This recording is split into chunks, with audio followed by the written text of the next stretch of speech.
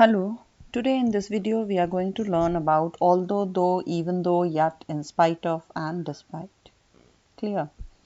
Although, though and even though are actually conjunctions, and these are the conjunctions which are used to represent the contrast. Now what is contrast? Contrast is actually opposite. Opposite means when you expect something and something else happens, that is contrast. Or like example I have already given here, he is sick, he went to office. What does that mean? He is sick, he went to office. Usually what do we think? That if somebody is sick, he will not go to office or he'll not go to school, he'll take rest, he'll have medicines and sleep. But here opposite is happening. Being sick, he went to office. Right? So that is conjunction and that represents contrast. We have yet also. Yet is we can take it as an adverb and we can take it as a conjunction also. We are taking it as a conjunction here. And in spite of and despite are actually prepositions. With prepositions, we are going to use a phrase. Phrase means any words, or gerund. Gerund means verb plus ing. Clear? So these we are going to study here. And what are conjunctions? Conjunction actually is a word which joins two different ideas or thoughts. Clear? Now let's come to the example. I have already given here that he is sick, he went to office. These are two different sentences, and with conjunction I am supposed to join these.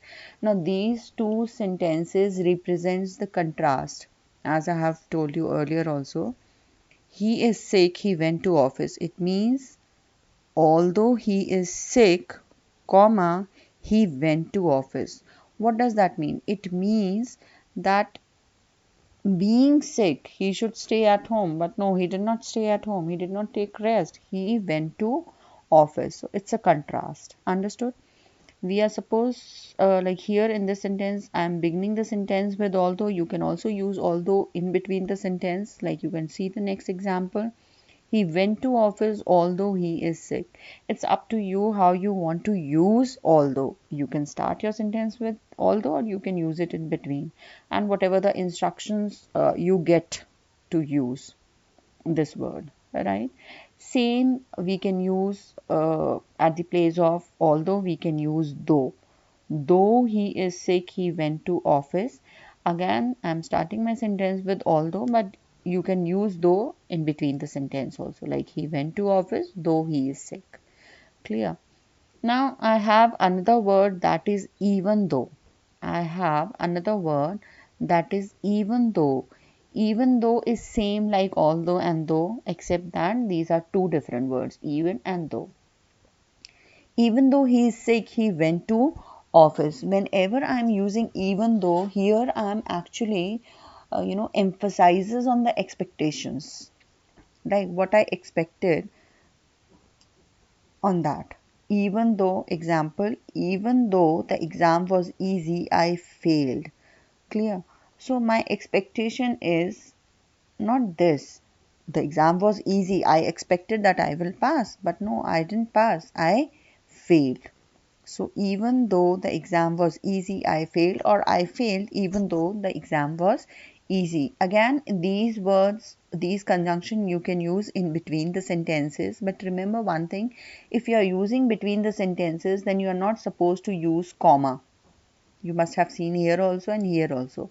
You're not supposed to use comma, but if you're beginning your sentence with although, even though, and though, then you are supposed to use comma here, because this is a dependent clause and this is an independent clause. Clauses, we'll talk about it later. Now, how to use yet?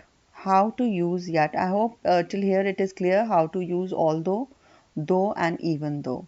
Now, how to use yet? Yet actually is an adverb and it is also taken as a conjunction, right? It is also taken as a conjunction. Here I am using it as a conjunction. He was sick, yet he went to office, right?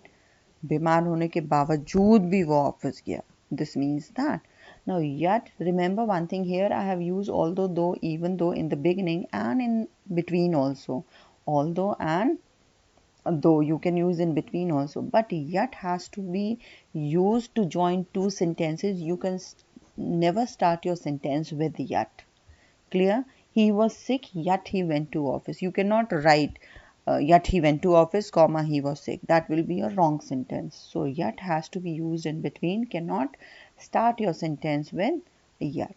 Okay, now let's come to in spite of and despite. Now, here in the beginning, I have told you that in spite of, with in spite of and despite, we are supposed to use any phrase or a gerund. Gerund is something like verb plus ing. You will come to know. Now, in spite of his best efforts, in spite and despite both are same, no change in the meaning, except that despite is a single word and in spite are three different words. In spite of. Clear? Now, in spite of his best efforts. Now, here it's a phrase. In spite of his best efforts, comma, he failed. The meaning is same. Again, the contrast is there. Right? He, he had put in his lost lot of hard work, but still he failed. Right? So, in spite of his best efforts, comma, he failed. You can also use, like here I am using a phrase, but here I am using a gerund. In spite of being sick, comma, he went to office. Despite being sick, he went to office. Same thing, no change in the meaning. Despite being sick, he went to office. Now remember one thing, what where students make mistake is, like they also add off here with despite, so that will be wrong. With in spite I'm supposed to use off, with despite I'm not supposed to use off. If I'm using despite of, then whole of my sentence will go wrong. So despite being sick he went to office, or despite his best efforts he failed.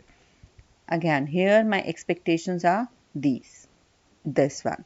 All right, so understood. I hope this video, in this video I have made clear, although though, even though, yet, in spite of and despite. If there is any doubt you can ask me. There's worksheet also. If you want to do, you can do these 5 sentences. If you have any doubt you can ask me in the comment section. I'll clear your doubts. Thank you.